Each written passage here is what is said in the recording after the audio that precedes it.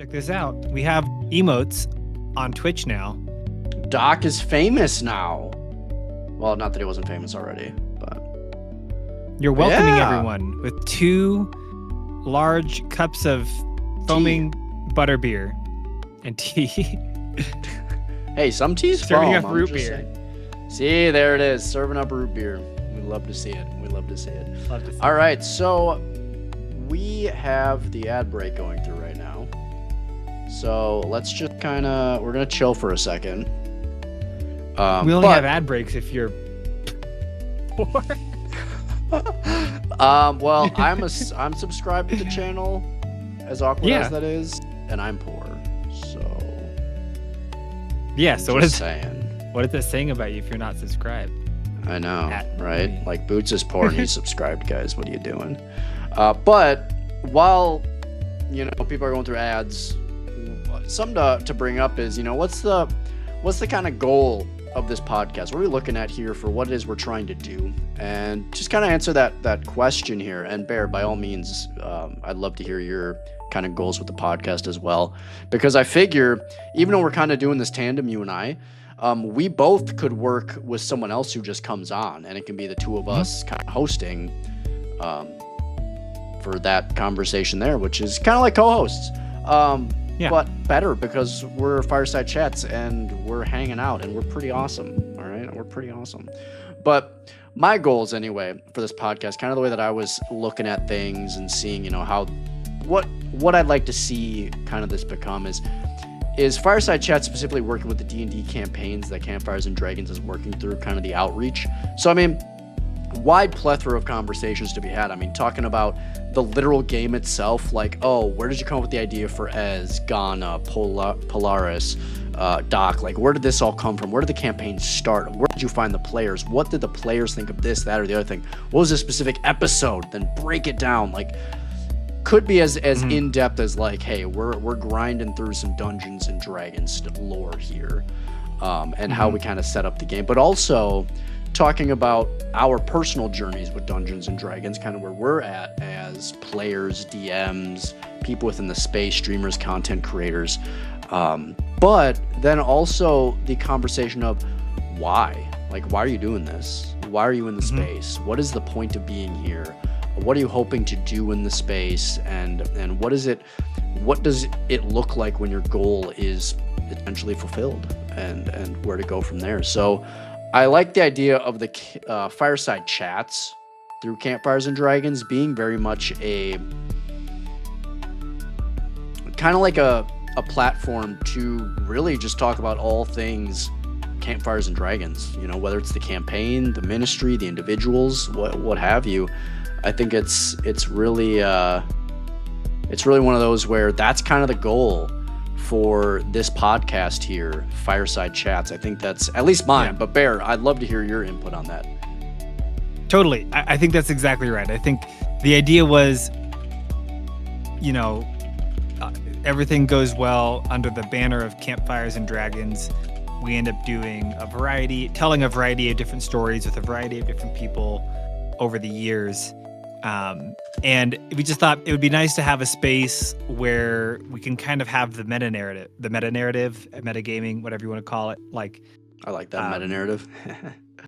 Be able to sit down and say, like, again, kind of inviting people to say, like, hey, this is the time when we're kind of sitting by the fire.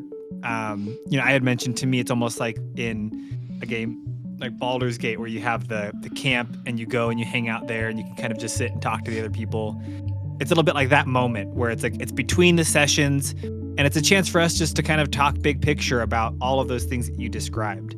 But yeah, just in general, what has worked well, what's hard about DMing, what are things that we've learned about, being good D&D players, fun characters that we might want to create in the future. And it's cool because we have such a variety of people. We have people who have played D&D before but are coming back to it, people who are playing D&D for the first time, people who have played for years and years. We have people like me who have played for a while, but I'm relatively new to DMing. And so it gives us so many different opportunities, and obviously so many friends that we could invite into this as well. to have just so many great conversations about like, okay, as a new DM, what are some of the things I'm learning? Or, hey, you're playing for the first time. What are some of the things that you're realizing that you didn't expect? And of course, even just fun stuff like you were just saying, like, hey, I've been playing D&D for a long time and I have some really fun characters that I've had in mind. And I'll just kind of walk through my thought process when I'm making a new character. And how do I make a character that's fun and interesting and has a fun backstory, but also will be useful in a campaign without just trying to min-max it. So all of those kinds of conversations. We're just inviting everyone to join us by the fire, by the campfire, kind of between adventures, to share stories and talk about D&D. And I think it's going to be really fun.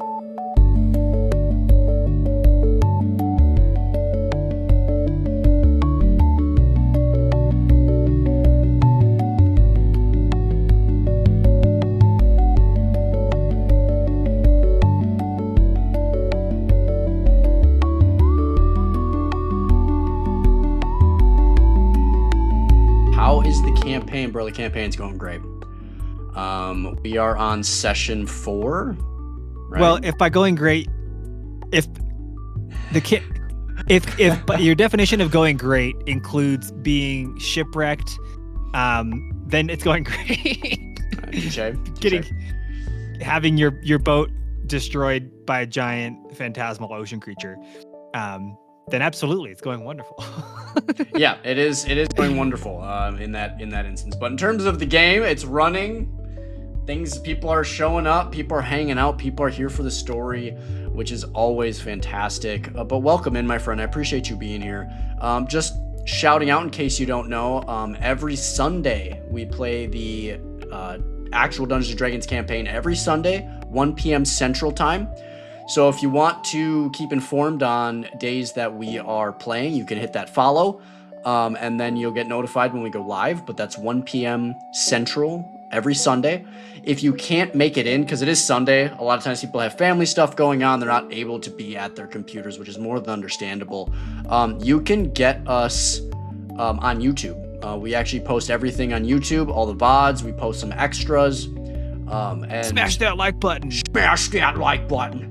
And then the other thing too is if you're more of a podcast listener, we also are on Spotify now. So we do have our podcast posted on Spotify. This will realistically show up somewhere at some point. Who knows? We'll find that out as we go. It's the podcast. So at the end of the day, if you're looking for that great D&D gameplay, the story, the characters, Bear being the DM, hit up the campaign on Sundays. It's always a great time. Perfect. Yeah. I love it. Appreciate it. Dude, I totally feel that. I have a handful of D&D real play podcasts that I listen to, and I'm all caught up on them. And so I'm like, I'll just listen to our own. I'll just pull up Spotify and listen to our own podcast if they're not going to make enough content. We need more content. Well, we need more Christian D&D content because there's a whole lot of none of it out there. So we need to make sure that we're doing the space right, because one of the things that kind of brought us to where we are now is realizing the fact that how many Christian D&D troops are out there? Not a lot. Yeah, I'm sure there's a few, but it's not many. Yeah. So our goal is to really make an impact in the D&D space of being like, hey, Lux has pushed it forward hugely that, hey, we're D&D players and we're Christians, and that's okay. On both ends of the spectrum, both to Christians and non-believers. But then also, in the space being like, hey, we're going to push it one step further, and we're actually going to go out into the space, and we're actually going to go, and we're going to show, literally verbatim, hey, we play D&D, we're Christians, and we're here for it. And listening to our own sessions, because I'm like, I don't want to forget if there was like, how much of a bummer is it if you plant some Easter egg, and for that character, they remember, and they're like, oh man, I can't wait until this pays off.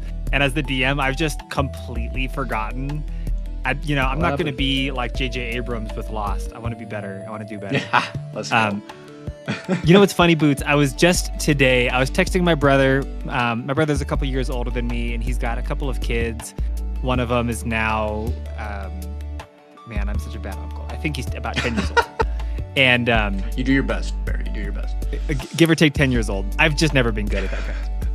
But anyway, I was texting him and I was like, hey, I know your kid is really into D&D, And I know you guys are driving around sometimes and maybe like to listen to podcasts or would like to listen to podcasts. But like a lot of the D&D podcasts out there, you would not want to listen to with a 10-year-old in the car. So I was like, hey, just maybe it'd be fun. Check out I'm making a podcast with some of my friends. Some of the like themes are going to be a little bit heavy. So like, listen to it right around 10 years old might be about the age that, depending on the parent, a specific kid, you could decide. But I was just realizing like how fun to be able to recommend like, hey, it's family friendly. You can trust that we're never going to talk about anything that's like gross or sexual. We're not going to cuss. And there'll be like a little bit of violence because it's D&D, but it's fantasy violence. And it's good to expose kids to like knights confronting their fears and like doing brave things and going into difficult situations. And so anyway, I was just starting to realize how at a really practical level, it's cool that we're doing this because there's a real need. And I was realizing, man, I don't know of almost any other podcast, D&D real play podcast that I could recommend. And so now we get to make the one that we could now recommend and be solve the problem that we see in the world. So, well, and a huge thing too, going off of that, is we're like that perfect niche of like PG-13, so to speak, where we are family friendly for kids, but it's also something where parents can listen with the kids and get as much out of it because we're still playing D&D. We're not holding punches. We're playing the game exactly how it's meant to be played. We're just avoiding some of those stereotypical I'm a bard, so all I'm going to do is try to seduce every woman I encounter. Yeah. So it allows us to be family friendly, but in a way that it's not taking away from the parents either, that they're able to still enjoy the game as much as the kids, which is great. And I think that's very intentional for sure. But have the option of a podcast you can listen to in the car while your kids are there and not have to worry about like, dang it, I like this podcast, but I'm not going to listen to it around my young ones. So I was just reminded, and they're not even necessarily Christian, but that doesn't matter. Like we're not, our campaign isn't like, and then you walked in and Jesus was there and you prayed to Jesus. Right. It's like, we're still playing the game. We're building in family friendly themes and stuff, but obviously it's like anyone could enjoy it. So anyway, and it can be as simple as, honestly, I find that when I'm listening to some of my favorite podcast D&D games, before I found all my favorites, and as I'm looking through, I've realized that I don't want to listen to a D&D campaign where every other word is the F-bomb. Right. Like, and I'm a grown man. Like that's just not, I'm not here for that. I'm here for the story. I'm here for the engagement. If it's an F-bomb every 10 seconds, that's not engaging to me. That's just crass. So even just as simple as like, hey, here's a campaign where people aren't cursing 24/7 or drinking 24/7, or like you said, seducing 20. Like it's like we're actually playing the game, and it's really encouraging, and I definitely can appreciate that. 100%. But we are here for a reason. I swear we're here for a reason. All right, we actually have some conversation to be had with our first podcast, and again, we're still getting the kinks out. We actually just finished setting everything up literally minutes before we went live. So I appreciate everyone's grace with that because it's been a long setup, let me tell you. But we're here. We're here. And tonight we're kind of talking about, and there's no like set time frame of how long we're going or what have you. We're just going to kind of see what happens. But I have some things written down that I really want to touch base on, that I want to talk to St. Bear about, that I really want to have people think about. I mean, if anybody's in chat and wants to put in their input, I'd greatly appreciate it. It's again, this is, even though it's a podcast, and yes, this is more of a podcast format, I'm all for that interaction with chat. Ultimate worst case scenario, I just edit it out for the podcast just to make it flow better. But here in stream, one of the encouragements for people to show up for the podcast on stream is to have the ability to be a part of the podcast, like actually give to it. Yeah, we're all about that FOMO. Yeah. Full send it.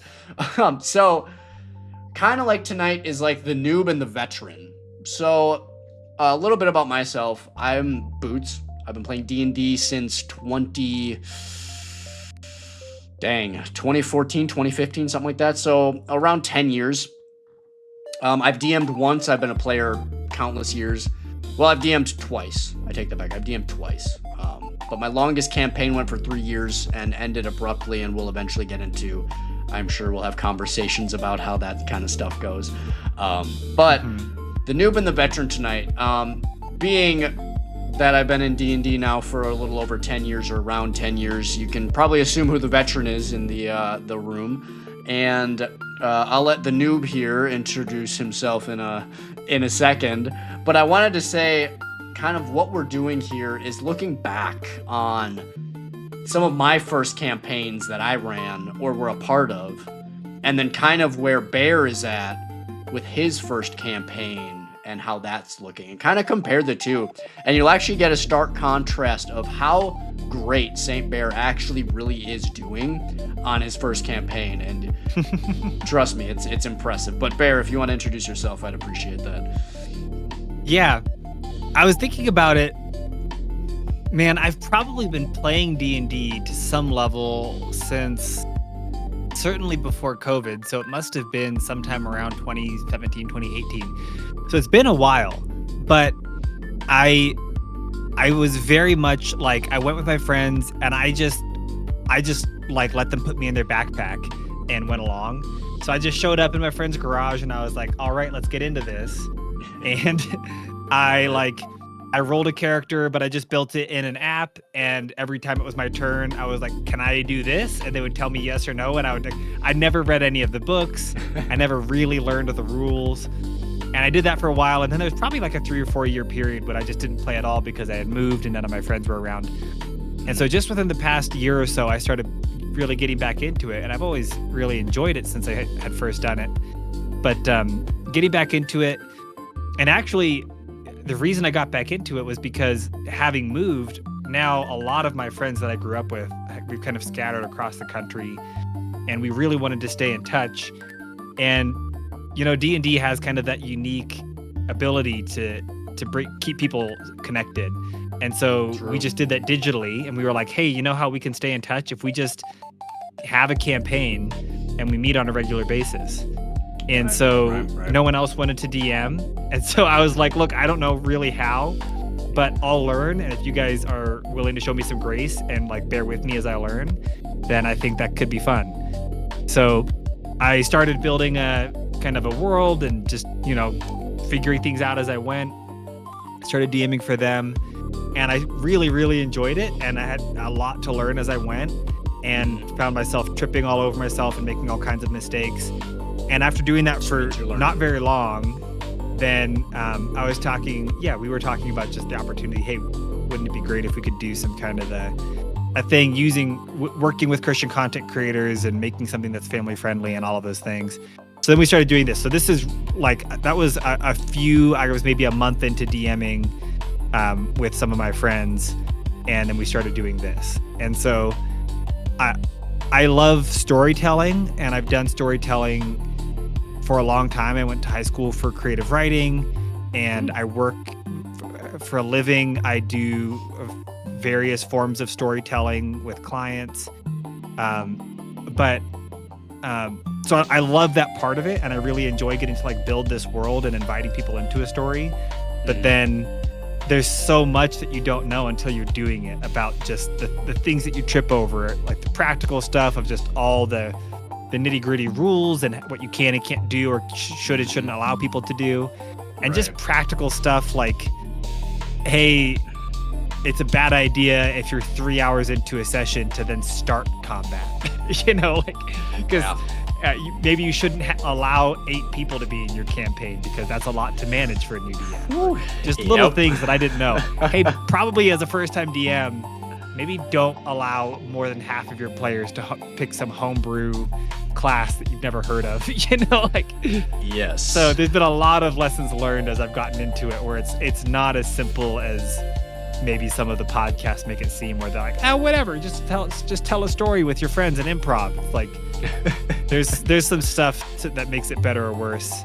And happy to share some of those lessons that we look forward to hearing those. We've stubbed our toes. Yeah.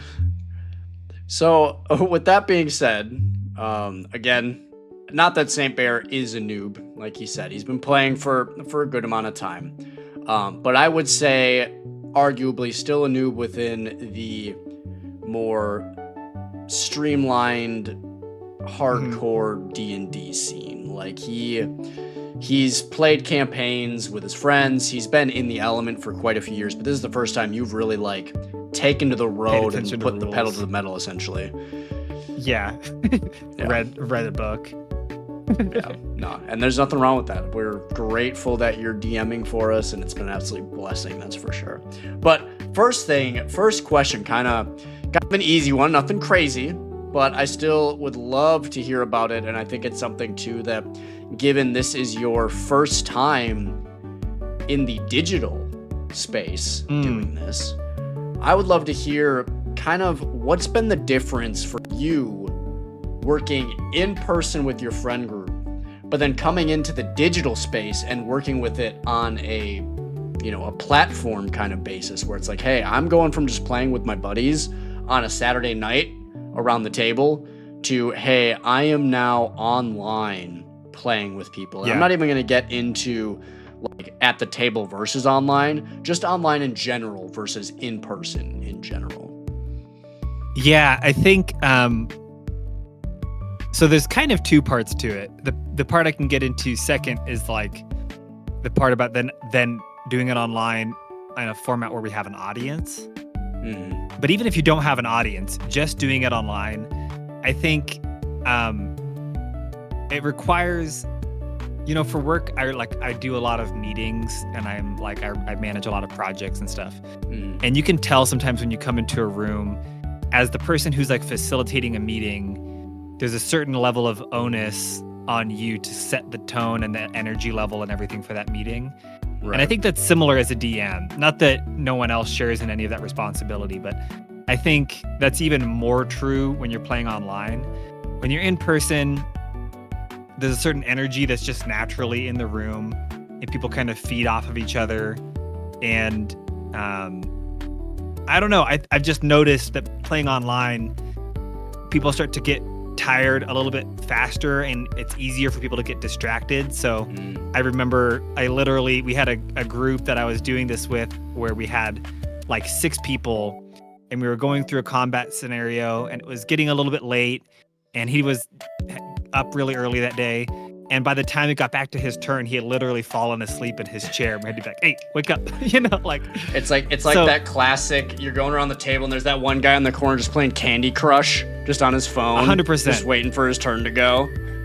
And people do that in person, obviously, too. I just think, just like with Zoom meetings for work, it's just that much more tempting to be doing other stuff. So you really have to, I think, as the DM, be a lot more intentional about staying engaged yourself and keeping other people engaged, and bringing a level of energy, and it just has to do with everything, like the way you move and the way you are looking at your camera and all of those things. It's just your tone of voice. And so I think all of that just takes a lot more intentionality than it does around the normal table.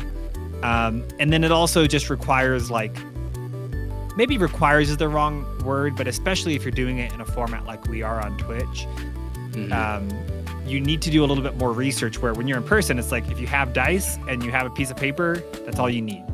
Online, it's like, okay, what tool are we going to use for rolling our dice so that we can,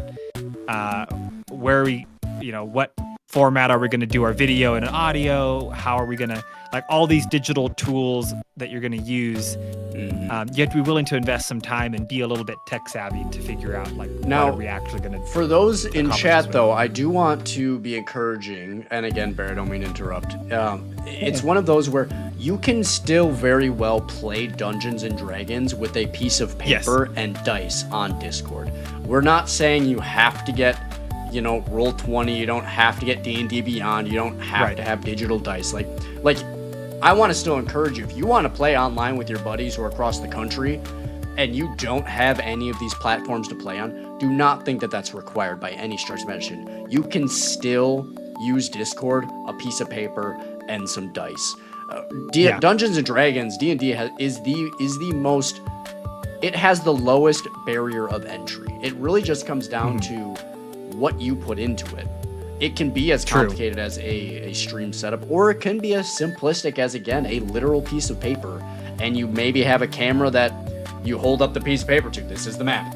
It can be as simplistic as you want. But I totally agree. Totally true.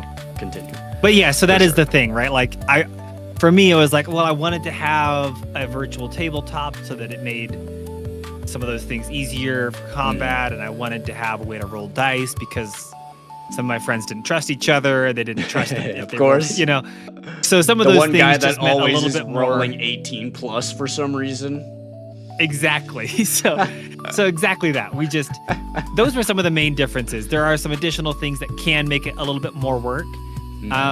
But it was still, I mean, honestly, I'm so grateful to even have the option, because how cool is it that we live in a day and age where, you know, even though my friends and I all live, you know, thousands and thousands of miles apart, we can still meet on a Saturday night and play D&D for a few hours and, you know, have that be an easy, free thing to do.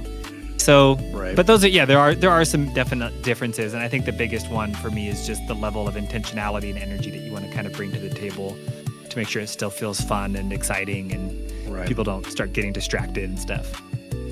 Now, one thing I want to kind of put on the tail end here is one of the biggest difference that I've seen over the years from games that I've had games in person as well as games online, you know, on and off throughout my entire time playing Dungeons and Dragons. So I've been in both elements for a very long time, and I can tell you the big difference between online and in person is the intentionality is much different, because in person, I've had games where we'd meet for like a 4-hour D&D session. We'd really only play D&D for 30 minutes, and we're really just hanging out for the other 3.5 hours. But that works in like an in-person space because someone can bring snacks, someone can bring drinks, someone can put on some music, or maybe like there's a movie in the background or something. Like there can be D&D sessions where it's not just go, go, go, go, go, and it's just, hey, we're actually really just hanging out and we're just happening to play D&D. But like in the digital space, you really can't do that. It's either you're all in playing the game or the game just isn't happening. So that is also like a really big key difference between the two. But I would also argue it's almost, how do I put it? Like the amount of effort it goes into, and I'm not saying DMs don't put a lot of effort into in-person games, because DMs do. They put a lot of effort in both in-person games and online games. But I will argue that online games, especially with how much technology's in it, how many programs you have to use, how much you have to get set up both in your notes, in your head, with the books, as well as getting everything set up on, say, Owlbear, Roll20, D&D Beyond, whatever it is you're using. There's so much more that goes into it with the online space, I would argue, that if you're gonna play an online campaign, I would expect you're giving it your all, because it's almost like the DM puts so much into it, it's almost disrespectful not to give it your all. But that's my hot take, I guess. I would argue it's probably a hot take, but that's okay. That's okay. No, I think it's true. And I think what's tricky about it is a couple of things. I think you're absolutely right. One of the things that's really cool and I think beautiful about D&D is the way that it cultivates community. Like some of my favorite things about it aren't the game itself, but the time before and after and in between. And you get these moments of like people all of a sudden having these like really serious conversations and sharing about things going on in their life. And you get to go deep with people. And I do think that takes more intentionality. To me, the reminder is like, if I say like for my friend group, hey, we're going to try and play from 7 to 10 o'clock on Saturday. Perfect world. I'm going to show up at 6 in D&D in Discord and just be around, and then hopefully a couple of my friends get there early, and maybe we just are playing some other game while we wait for the rest of our friends. But you have to intentionally build in and plan for those kind of downtimes. And you know, obviously we're doing this also then with the added layer of then going and doing it live on Twitch. And I would say, I think I would just say if someone's considering doing that, like try it, go for it, but don't underestimate. There is a definitely an extra layer of like, not only are you now doing it online, but then when you're planning your story, if I'm planning a story and I'm with my friends and I need to pivot last minute, or I need to make an adjustment, or something unexpected happens and I'm like, okay, let's take a quick break, grab some snacks, and I'm going to figure out what to do about this. That's a lot easier to do than when you're doing it live. So it takes a lot more planning. You really have to think about the pacing and is this going to be fun for the people playing, but also entertaining for people listening. And so it just ratchets up the level of like care and precision that you need to have if you're going to then even take it to that level. And I agree. I think as a DM, because it takes a lot more work and preparation, you have to do one of two things. Either do that and really know if everyone ends up bailing on me last minute, because that happens with D&D. It does. You just have to be okay with that, and that's easier when you don't have to put as much work into preparing. But like now you've prepared a bunch and still people might bail, and that can be kind of a bummer, and you kind of just have to know that in advance and be okay with that. But also if you're a player and you're committing to doing an online one, I think it's a really great point. Like people who are playing online on Discord with know that your DM is going to be putting in a little bit more work to try to do it well for you online, and try to have a little bit more commitment to it and really try to show up, because it is a bummer for a DM who's right. They're putting in the time and then you're just like whatever. I just feel like doing something else. Yep. Now, that does segue into my next question, funny enough. The next question that I wanted to bring up was the difference about D&D for D&D's sake of playing a game with your buddies, whether it's online, in person. That's doesn't matter too much in that sense, but just playing with your buddies and then playing with an audience. So playing at the table versus playing for an audience. But before you tackle that question, plus this gives you a little bit of time to then prepare yourself with an answer. Just a little bit about us. I'd like to tell, kind of like in the reference of Campfires and Dragons, what it is that both of us do for Campfires and Dragons. Obviously, there's a lot more that goes into Campfires and Dragons than just, St. Bear shows up and DMs and Boots just shows up and plays Ez. There is more that goes into it. So Bear, what else do you do for the campfire outside of just DMing? So DMing, which of course, maybe it's obvious or maybe not if you're not someone who's ever DM'd, but that means I have a document that I'm using. I found a tool called Obsidian that I like because it makes it so I can have notes and organize them in folders and all this kind of stuff. And I've got 60 pages of notes of just different okay, here's all these different cities that you might come to and all the different NPCs in those cities, and here's the meta narrative, and here's what happened 1,000 years ago and 100 years ago, and all these things that might never come up, but they might, and I need to be prepared for that hypothetical eventuality. So there's a lot of just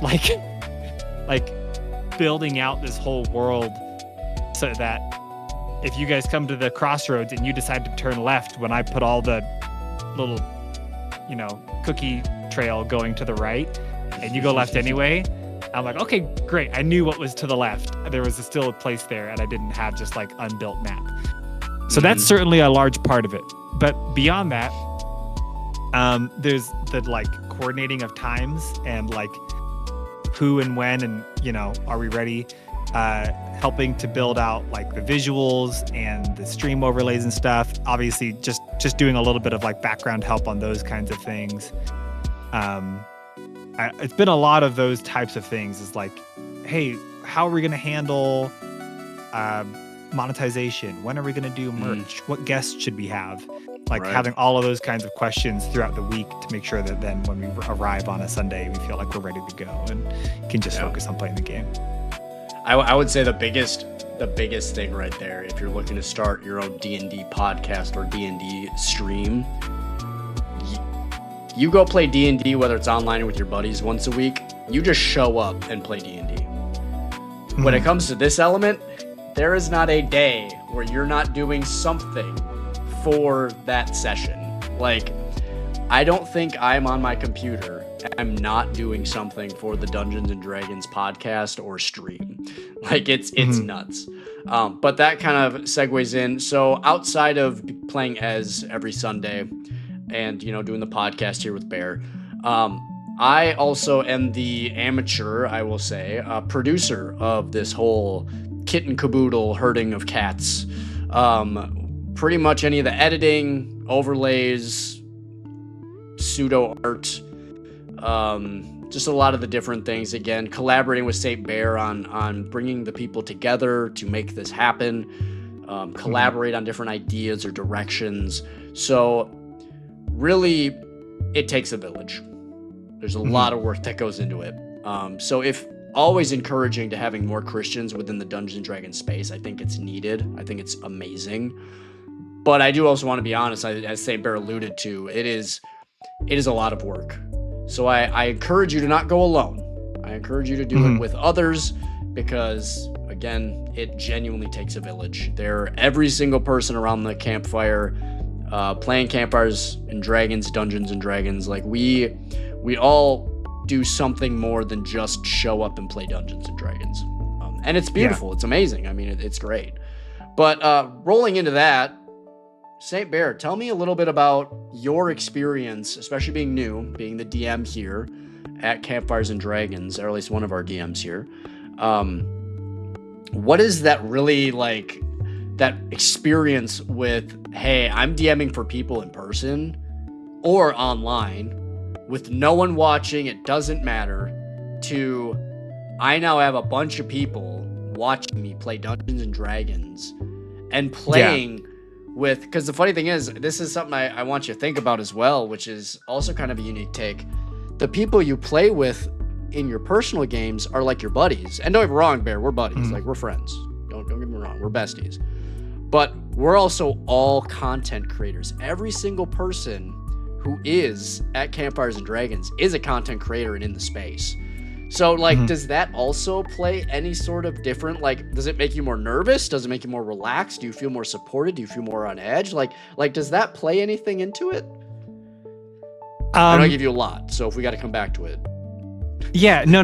I think, so I used to have, like most people, I hated public speaking. And I still do in certain contexts. You put me on like a stage with a microphone, I hate that. But for a living now, I run a lot of meetings. I'm on Zoom calls all day. And so at some point, the difference between a meeting where I was like running a meeting with a few people versus running a meeting with 10 people to like there's 30 people, at some point, a lot of that like anxiety started to just fall away because it became so regular. So DMing and even DMing on stream has never made me feel particularly nervous, but there are definitely some things about it that feel different. And again, a lot of it just comes down to like, if we're just playing with our group of friends and nobody's watching, then the way you structure a story, how flexible it can be, how much preparation you have to do can be a lot less. I think the main differences are, for one, I am trying to be very cognizant of the fact that we're doing this in real time live, but we're also going to export it and put it on YouTube for on-demand consumption, but also as a podcast for purely audio format. And so I really am trying to think about, is this like doing a lot of theater of the mind, not relying too heavily on pictures and visuals. So that's part of it. I'm also thinking about someone who's listening may not know all the rules of D&D. So when we say something, even if I know how a spell works, I'll often ask someone to clarify and say like, what does that spell do? How does it work? So that if someone's listening and they don't know, we're answering that question that they might have. And then I'm also just aware that like, if you're a player, you are for sure engaged, right? Well, hopefully. I would hope so. You got that Candy Crush going on in the corner. but you have a reason to be engaged because you're part of the story. If you're a listener, we kind of have to earn your attention. So I think the pacing is going to be a little bit, if you're doing it for an audience versus just your table, the pacing also needs to be a little bit faster. You need to have, like, whether it's jokes or events or cliffhangers or whatever, you need to be really always thinking about like, what's the next mystery, what's the next event, what's the next thing that's happening that's going to keep people's attention. Because just an audience isn't going to be as forgiving for downtime and dull moments as a player at the table would be. So, when we've been doing it, we've tried to intentionally build in like, let's try to do these in focused, distilled hour-long chunks, and then we can take a break and then do an hour-long chunk where if you're playing with your friends, if it kind of ebbs and flows, someone gets up and they take a break and they go grab a drink and then they come back and someone else is eating a snack. Not a big deal. We're like, no, well, during this hour, we're in and we're focused and we're making it fun, and then we can take a break, but we're not, So there's just, I think, a different level of kind of intensity to it in that sense. No, that makes total sense. And yeah, it's the difference of, I would argue, I mean, I agree with you, like with an audience, you have to be on your toes, That's why I don't know if I'll ever stream a game as GM, DM. Yeah, River, it's a whole nother ball game. I know a lot of DMs, just like you, River, where they won't. Some people either, it's out of respect for the game, like they're like, hey, I want to make sure I'm giving my players full attention, which I respect that. I fully respect that. I think for people who want to get into the space, River, and like get out there and stream Dungeons and Dragons, it's for a different purpose. It's not necessarily to play the game. Like Bear and I both play in other games. Like Bear has his game with his buddies. I have it's gonna sound embarrassing. I have 3 other Dungeons and Dragons games that I'm a part of.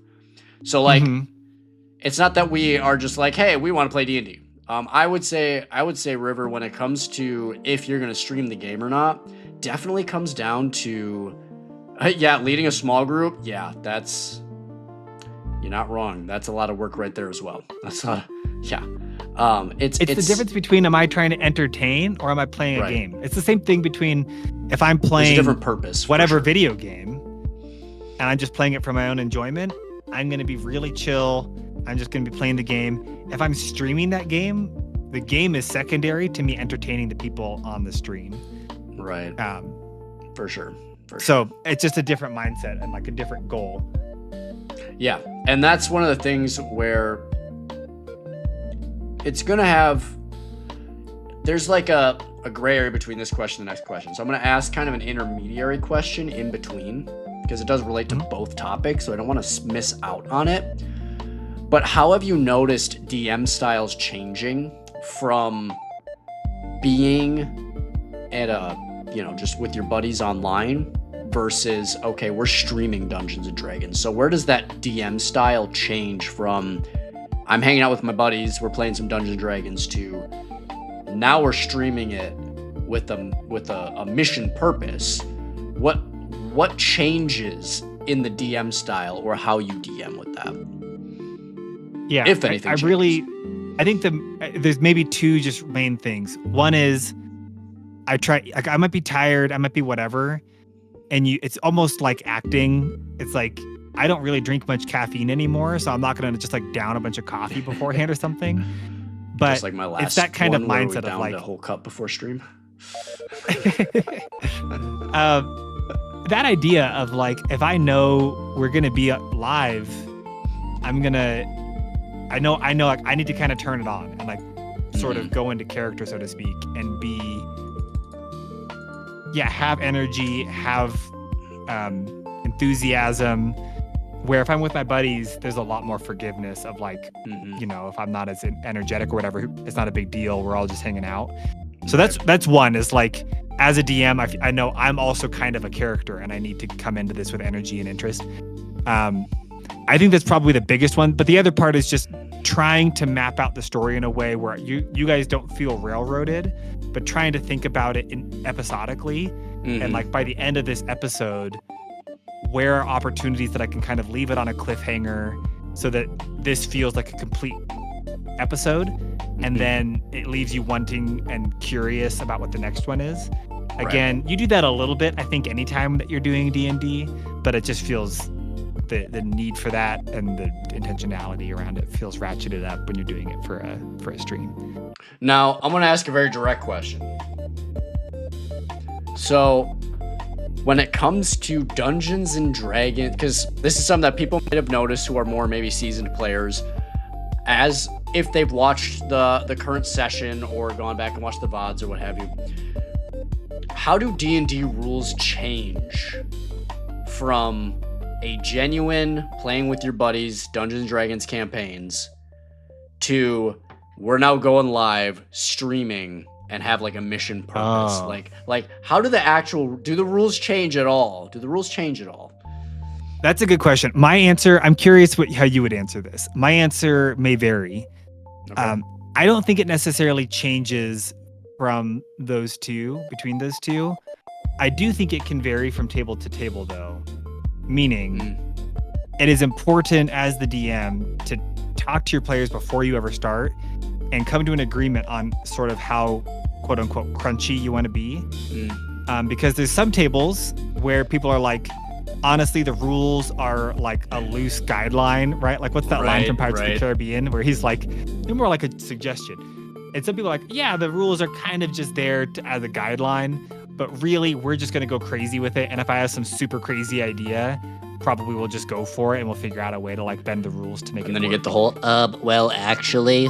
But there's some tables where people are like, I'm here because I want to play D&D. I want to follow these rules and the rules are there for a reason.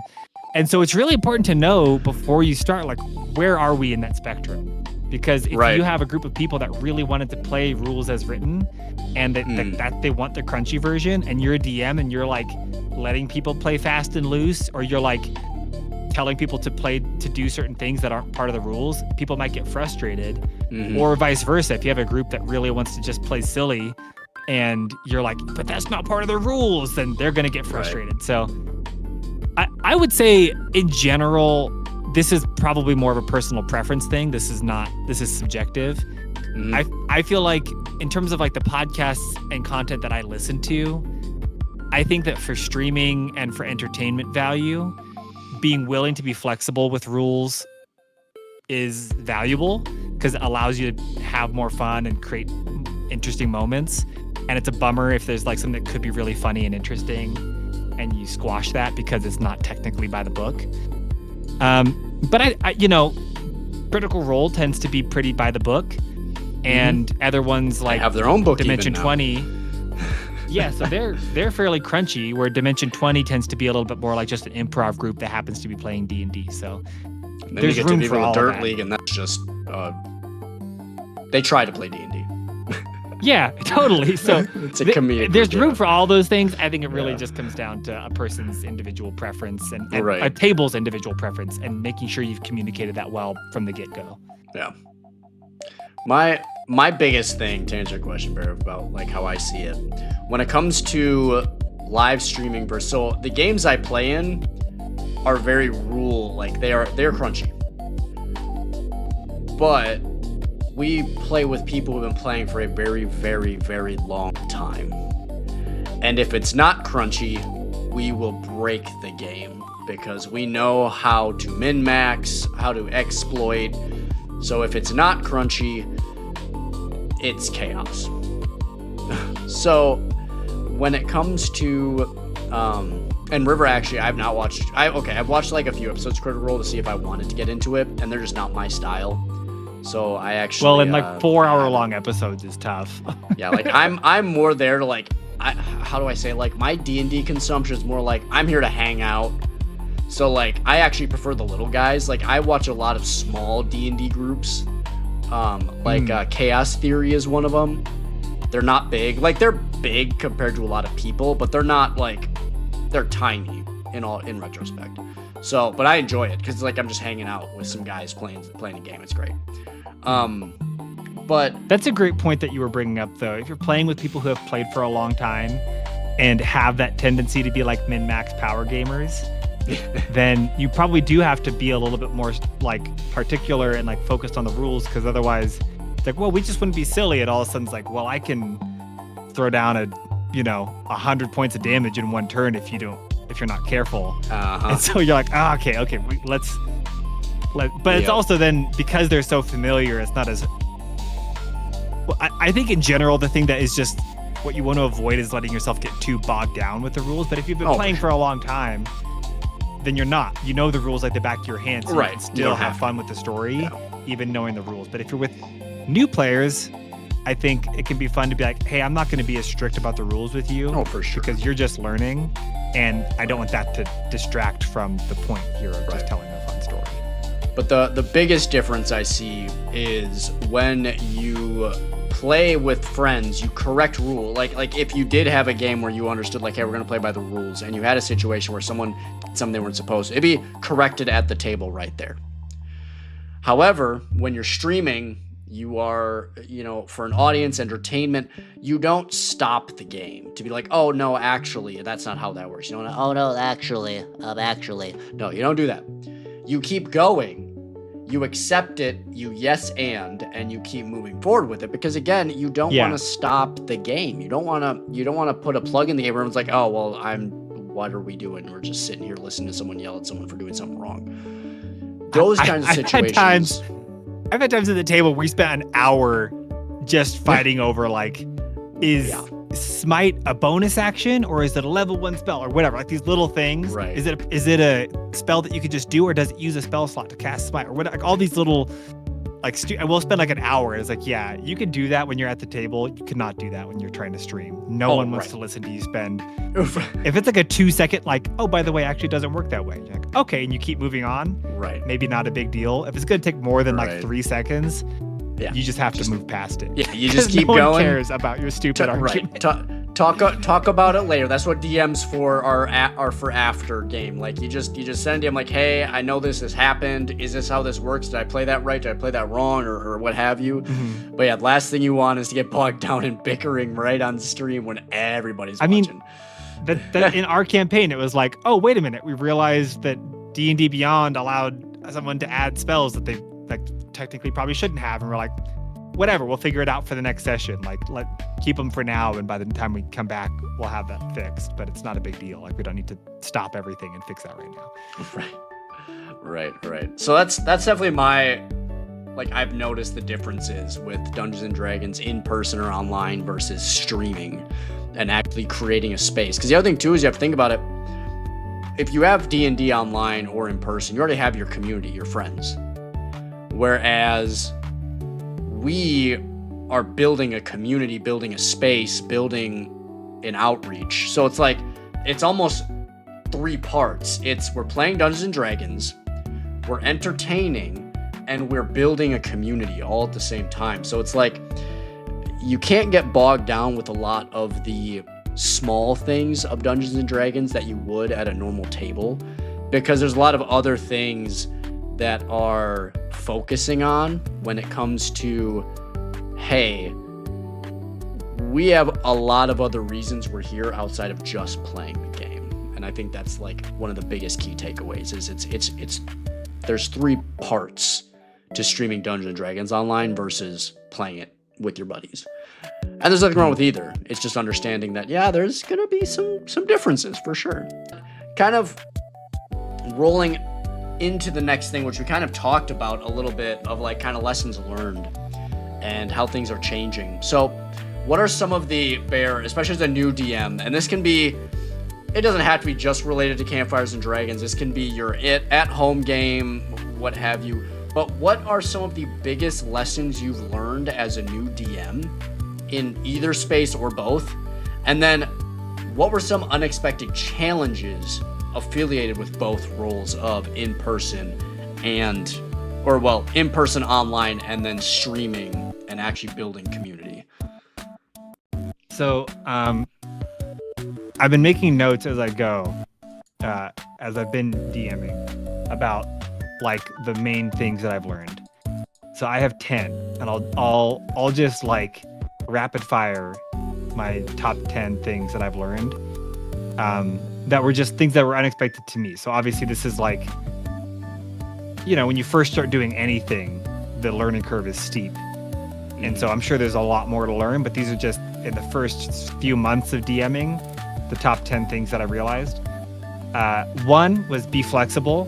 Like, I like to have everything planned out, but I'm learning that being flexible is really critical. Like, is the group tired? Maybe end a little bit early. If they want to go left and you thought they were going to go right, let them go left. Like, you just have to be super flexible. For sure. Combat is cliffhangers. I've realized in general, it's a bad idea to try to end every session with a combat encounter. Like, combat monster of the week is not great. If you end every session with a combat encounter, people are tired. So a lot of the time it's a better idea to end right before they're about to enter the room or roll for initiative or whatever that is. Because then it gives them something to look forward to the next week. And then they start the session bright-eyed, bushy-tailed going into combat. And then they can end when they're maybe a little more tired with the roleplay stuff that doesn't take as much focus. Another one was less is more. Like, players will do a lot with a little. Like, you don't have to have a ton of stuff planned out. You'll be amazed. You give one interesting NPC and you'll spend 45 minutes with people just like trying to do some stupid thing and go on some silly, like whatever, right? Like, you don't have to have this whole crazy thing figured out for every session. Or you get that NPC set up, you got their entire backstory, all of their like lines, and then they don't even talk to the NPC, they just walk right past them. And they go to the one NPC that has no lines, has no backstory, and they're like, I want to know everything about you. Yes. Okay, well so one of the things, and I've lost count, so whatever, it's fine. But because I'm going out of order. No, you're but good. One of the things is that like the best stuff is the spontaneous stuff. Every time I'm reminded of this, 9 out of 10 times, the most fun or memorable moments will be the thing you didn't plan. And I see it happen so many times where I have all these fun characters, and then they're like, oh, we want to go in this shop. And I'm like, shoot, I didn't plan that shop. So in the moment, I have to come up with an NPC for that, or, whatever it is. In our campaign, I've been intentionally trying to build in spontaneous opportunity. So like one of the first things I gave you guys was a mask that has a random chance to roll one of 8 different things. Don't spoil it though. They got to watch the episode to find out what happens with that mask, all right? Yeah, but my point is, so then the mask gets put on, you get turned into an unexpected disguise, and all of a sudden that becomes, I could never have planned how you're going to use that disguise or what you're going to make into that. And it ends up being super fun and iconic and one of the more memorable things than anything that I would have planned. So, and what was great about, to St. Bear's, I know I keep interrupting St. Bear, but like, I just want you guys to know, chat, like, to St. Bear's credit, like, we played through, so we did some session zeros, which you can find on YouTube, but then we also did some one-shots prior to, like, playing, just to kind of warm up, get used to everyone playing, before we actually did episode 1. So, like, not only do we have all 4 session zeros for each character on YouTube, but we also did some practice runs with, like, just one-shots of the campaign to just get used to each other and stuff. And every time we used that mask, even in the warm-ups, it was gold. It was such a good item. And realistically, I'm going to be honest with you, the item really is nothing. Like, it's not that good of an item, all things considered. Like, it disguises you. But, like, you can get Disguise Self, which does the same thing at level 1, which we have. But like that mask just adds such a new element to it. It did so good. So good. So I just wanted to sing praises on that, St. Bear. It was such a great item. And again, super simple. Sometimes the simple things, I'm telling you. But just leaning into the spontaneous. So those were some of the big things. There's a handful of other kind of smaller lessons learned that I've been finding, like just trying to really lean into being patient. Like for me, I'll have like all this story and I'm like, I come in excited, like, oh, I really want you guys to learn this story. But this is not an author writing a book. This is a different thing. Right. And the thing too is like, if I have some great thing that I want you guys to learn, I need to allow you to build up to it. If it's like, oh, I have this thing and it's like I rush through and all of a sudden in 45 minutes, all of a sudden the thing has already happened. And now it's like, well, frick. So anyway, just like be patient about letting people like explore and find their way to this cool thing that like make cool things in the story, and then be patient about getting to it. Don't like rush people to like ignore that, and now ta-da! Look at this big payoff that I gave you. Right. And they're like, what the heck? We just ran through a forest where there were all these other things I wanted to do, and now you're showing me this thing, and I guess that's cool, but my head is spinning. So, well, it's like, or it doesn't make sense for my character to just run here. Why did my character just run here? This makes no sense. So those are a lot of it. Be flexible. Yeah. Combat as cliffhangers was a big one for me. I was doing a lot of like Monster of the Week, and people were just frustrated and tired by the end of it. Less is more. Be patient. Lean into the spontaneous moments. I think maybe the last one that I would mention is just that, like, maybe one really quick one, and then one that maybe is more useful for like our context. One is meet people where they're at. We talked about that a little bit, which is like, if you have a group that wants to play crunchy, play crunchy. If you have a group that wants to play really loose, play really loose. If you have someone who really just wants to go and they don't want to make a character with a big backstory, they just want to swing a sword at goblins, cool, play that version. If you have someone who wants to get really deep with the backstory, whatever it is, meet your play, like figure out where your player is and go there. And then the last one was, if you want to encourage good table manners, meaning you're playing with a group who hasn't already pre-agreed to like a specific set of values or whatever, but you don't want people to like be constantly going and seducing every character they meet or getting drunk all the time or whatever, you're just tired of that. An easy way to enforce table manners is just natural consequences. So if someone's like, oh, my character goes into the bar, they're going to just get drunk and be obnoxious. Like, give that character a hangover the next day. And now they have exhaustion. Exhaustion, right. Your character is going to go and sleep with another character. Hey, that character is going to be pregnant, and in a few sessions, you've got a kid to take care of. And, like, I did that in one of my campaigns, and I was like, oh my gosh. You're going to try to go and sleep with everyone you meet. You're going to have, like, a whole legion of children that you're going to have to deal. Like, so there's ways that you could start building in, like, just natural consequences to actions. And or the murder hobo, it's like, there's a town guard, right? Totally. Or now people don't trust you. So I think, word flies, and it's also, it is fine to message someone, or like, I've done that too, where I just, before we started a session, I was just like, hey, that's not a story that I want to tell. So like, I'm okay with X, Y, or Z, but I'm not okay with A, B, and C. And that's important to be able to do, but some of it you can just nudge people in more subtle ways by having natural consequences. And so I've started trying to incorporate that. I saw a friend do that. My friend Giles from Disciple Gaming Ministries, who we do a D&D ministry. We do a D&D session once a month locally, and he's become a good friend. And I saw that he would do that. Dang, okay.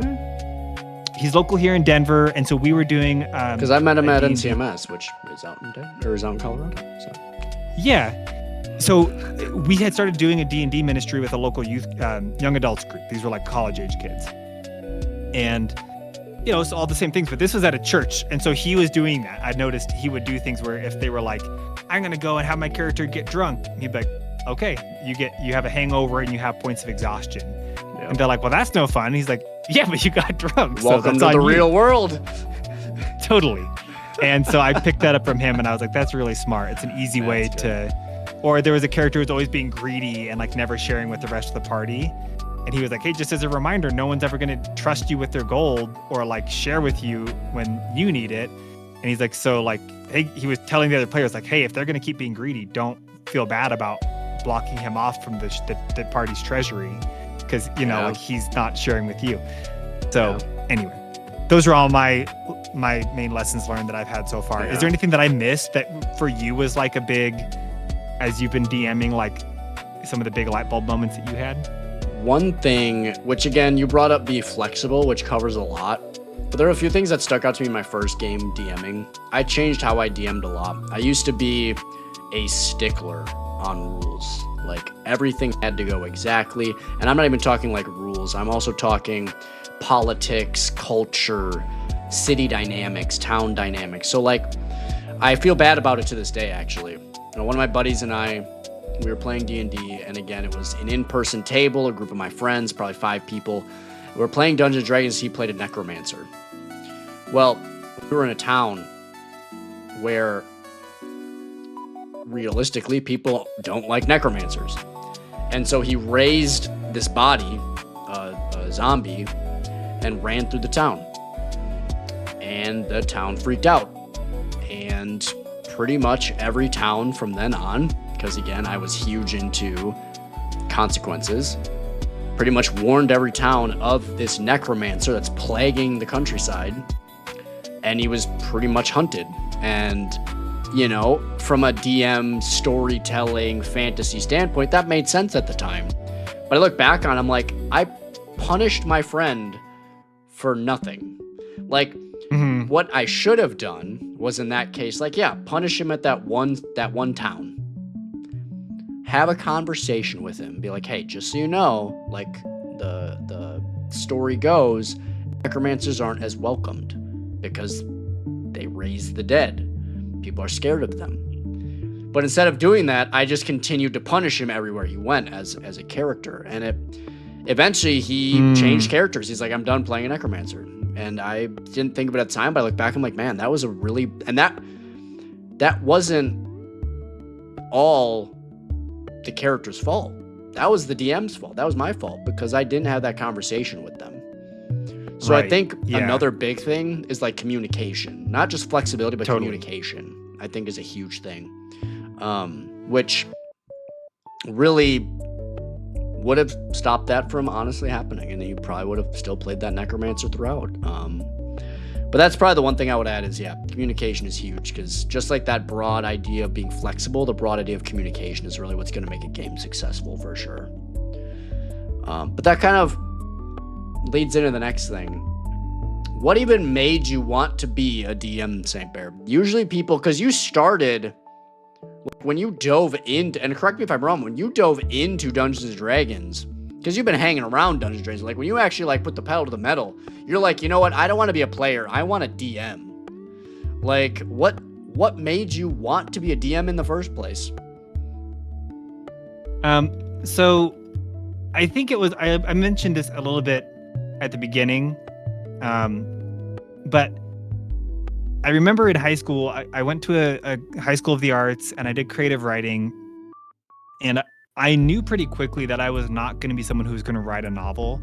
My favorite stuff was writing like flash fiction where they'd be like, you have 50 words, go. Oh, yeah. And I just liked being able to set these really interesting scenes.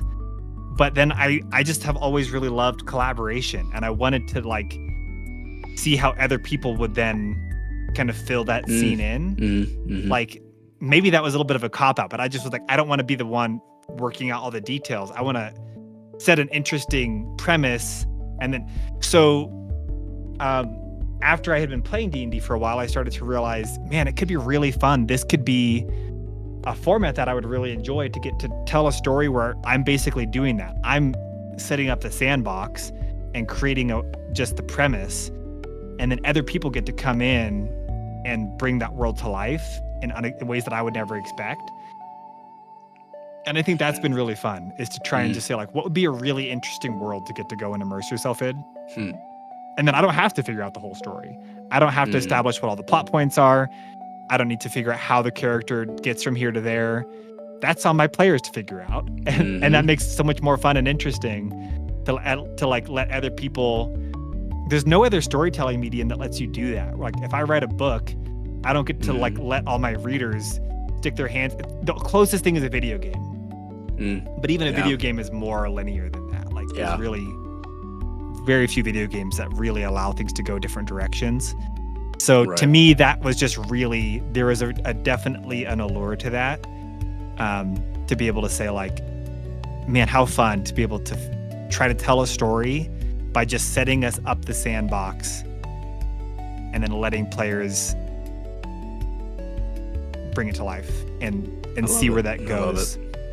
Yeah. I will say one of the things I love the most about Dungeons & Dragons as it is, character creation, story, and world building. I'm a total nerd for it. I have like 1,000,001 characters that I made in the past. And every character I make, I just love more and more as they get more in depth. And every character is slightly different. As you know, I'm playing Ez in this campaign, and I'm not going to spoil anything of that. And of course, there is the Session 0 on YouTube. Go check it out. Go check out all the characters. Session 0 is a great way to get to know the cast, great way to know the characters that are playing within the story itself. But one of the things for me, I just recently made a character for a different campaign that I'm joining, and his name is Halmut. And Halmut is he's neutral, good. He doesn't use weapons. He doesn't wear armor. He honestly is like the anti-stereotype. He came from a strong family. He came from a family that loved him, good family values. He joined the city guard and does good. He genuinely cares about people's well-being. He will give people home. Like I built essentially a Christian character, which is unheard of. And Halmut is a Christian character in this game, pretty much. Like I'm playing him as if he was a Christian. And it's interesting because it allows you to bring a different dynamic to a game. Because again, I've been playing for a decade. So how do I make the game even more interesting? Well, I try to put in my own rules into the game of I will play in this fashion or this capacity, or I will do this, that, and the other thing. But like specific ways about it. So being a Christian, and pretty much Halmut is built like a Christian, where he's not going to kill you unless he genuinely has no other choice. And it's not that he's weak. He's actually extremely strong. But that's also because I'm a dirty power gamer. So all my characters are stupid strong. But it's interesting playing a game where you have a character who has so much power, but then chooses not to use it for bad reasons or selfish reasons, where, yeah, I could one-shot that kobold over there who's stealing that bag of coin, or I can try to talk the kobold out of it and give it back to me. And if at the worst case scenario that kobold doesn't give that gold back, I just knock them unconscious, take the gold, and either turn them into the authorities or let them go. Now, don't get me wrong, if that kobold gives me no other choice and I'm forced to kill them, Halmut will kill them. But, again, being as Christian as possible about it. And it's definitely added a different dynamic to the game. I very much enjoyed it. So I think one of the things I love about being a DM is you get to do that not just with the character. Like a player, I love character creation as a player because I'm creating a character. Well, as a DM, you get to create hundreds of characters, hundreds of cities, hundreds of this. Like you get to do so much more. And that's the reason I love DM is like you said, the collaborative storytelling is just something else, something you cannot get anywhere else. You literally cannot. It doesn't function in any other medium of game. And as someone who also, like Bear said, he was in creative writing in college. I have a degree in English, and I definitely am more on the post-apocalyptic style. Dystopian writing. I absolutely love that. Dabbled here and there with different writings. I have also my end piece in my creative writing class that I had to take, and I'm not good at creative writing, was kind of a ploy on mankind and death. There was a different viewpoint on it. It was actually really interesting. I should see if I even still have that story. I probably don't, but it was a good story. But it's one of those where storytelling is changing so much. I'm not saying storytelling is dying, because it's not. However, the further we get in the direction we're going, collaborative storytelling and the way that D&D functions is getting harder and harder and harder to find. And it's only going to keep going in that direction. So I think that, I know I got way off topic on the DM thing, but it is that collaborative storytelling, which is why I love D&D and being a DM so much, for sure. Not that I DM. I'm not DMing now. I don't know if I'm ever going to DM again. I've DM'd one-shots, but I find that I like being a player because I can support the DM as a player in ways, which is always fun and is good. But yeah, that's one of the things that why I wanted to be a DM was originally because I wanted to build a world, I wanted to build a story, I wanted to build characters, and it was just pulled me in.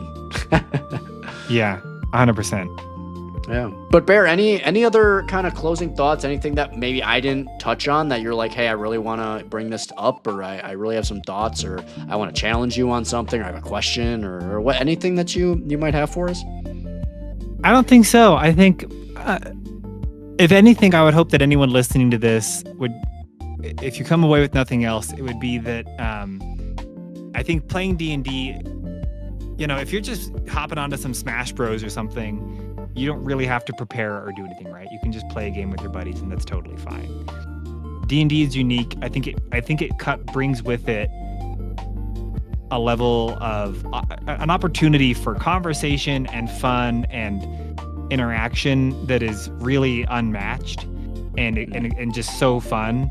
But it does require preparation and care and intentionality. It's like at this point, it's like a joke that most campaigns fail not because of anything else, but just because of scheduling. People just stop showing. It's true. It's so true. It's so I think that's just like, so my encouragement would be, if you like D&D, maybe you've never played it, give it a try. There's places to do that. We are friends with the folks over at Lux Digital Church. They have really great, like, low barrier to entry. You can play online with people who are safe, and they'll help you build a character. Find people locally. There's great ways to do that. We can put links to that in our description or in the show notes or whatever. But find ways. I think it's worth trying. If you've been doing it and you want to try DMing, like, go for it. If you think that sounds fun, I would encourage you to try new things and to try DMing if you haven't before and you have people that are willing to let you try D&D for the first time if you've never done that.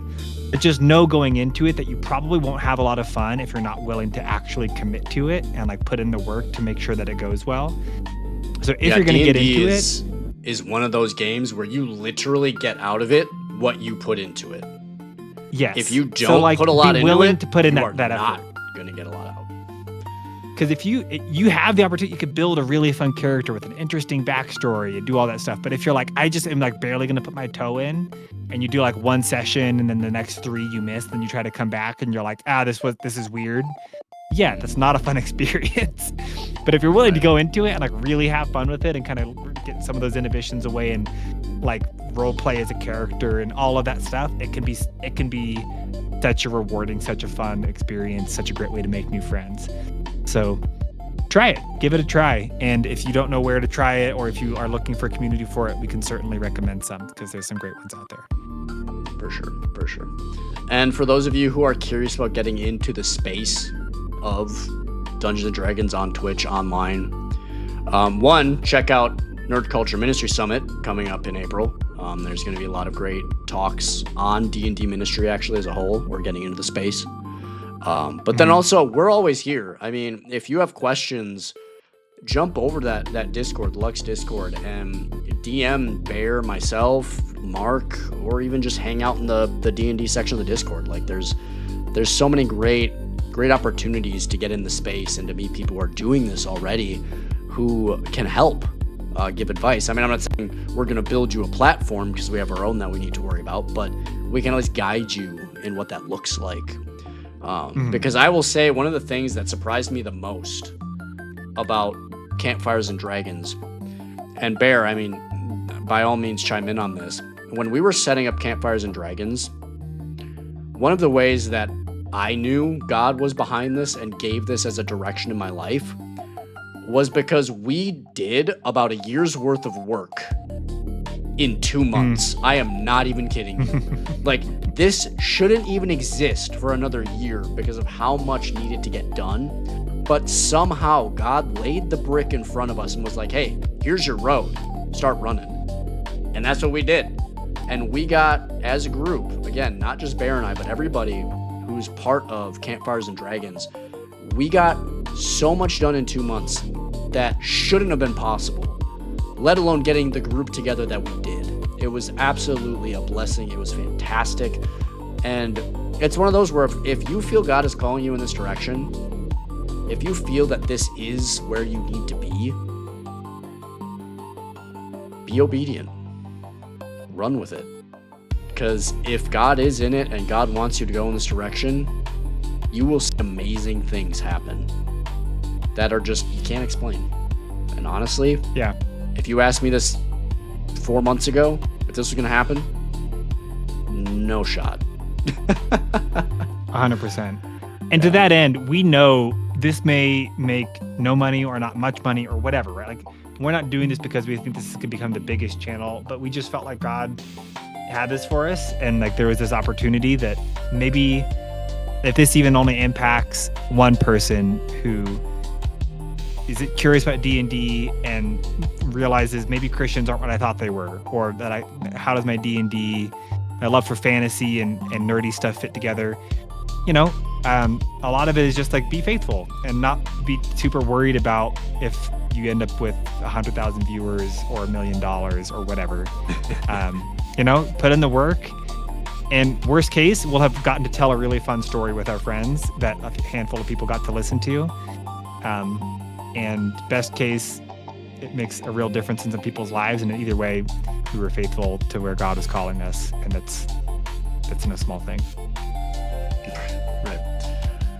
Yeah. No, I love that. And it's the thing where one of the oddly comforting things being in the space is, since we are here to have fun, to grow the Christian D&D space, to make an impact in people's lives, it is oddly relaxing knowing that if we have one viewer every stream, one view on YouTube per video, as long as that one view is someone that gets impacted by what we're doing, that's really all that matters. And it's really nice because we're not chasing anything. We're just being obedient.